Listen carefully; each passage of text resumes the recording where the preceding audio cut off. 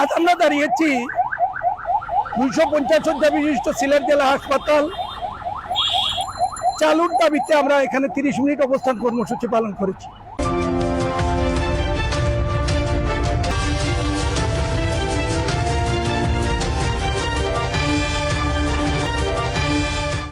আপনারা জানেন, আপনাদের মাধ্যমে 2019 সালে তৎকালীন প্রধানমন্ত্রীর দেয়া হাসপাতালটি কার্যক্রম শুরু হয়, আনুষ্ঠানিক বিল্ডিং তৈরির কাজ শুরু হয় এবং 2023 সালে অবকাঠামোগত একটা অবস্থান খুব সুনিপুণভাবে আমরা সিলেটবাসী দেখতে পাই। আমরা খুব আশাবাদী ছিলাম যে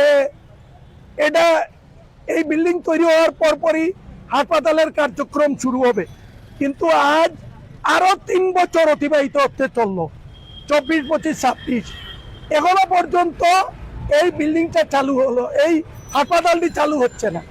আজকে আমরা 30 মিনিট অবস্থান কর্মসূচি ঠিক করেছি হাসপাতালটি চালুর দাবিতে। আপনারা দেখতে পাচ্ছেন হাসপাতালের অবকাঠামো পুরো চতুর্পার্শ্বটা চিন শেড দিয়ে এখনো ঘেরা আছে, এখনো পর্যন্ত সেখানে ভালো কোনো দেয়াল তৈরি করা হয়নি। এরপরে একটা দোকান আছে একদম হাসপাতালের সম্মুখ ভাগে, দুঃখজনক হলে সত্যি, এটার জন্য আলাদাভাবে আমরা স্মারকলিপি দিয়েছি।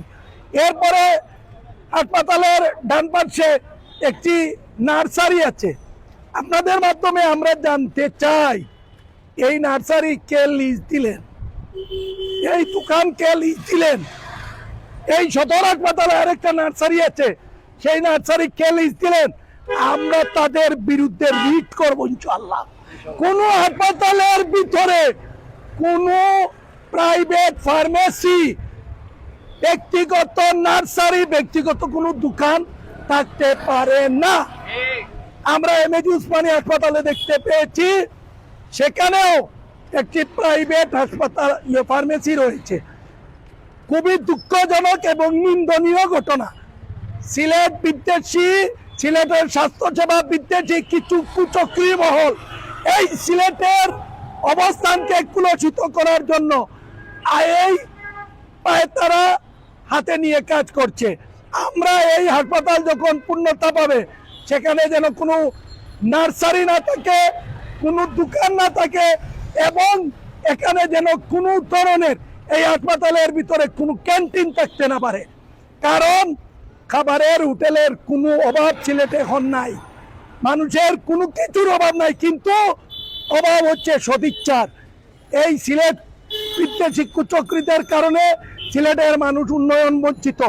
আমরা আশাবাদী আগামী 2 মাসের মধ্যে এই হাসপাতাল যদি পূর্ণতা না পায়, আমরা এই রাস্তা অবরোধ করে এখানে শোয়া কর্মসূচি পালন করব।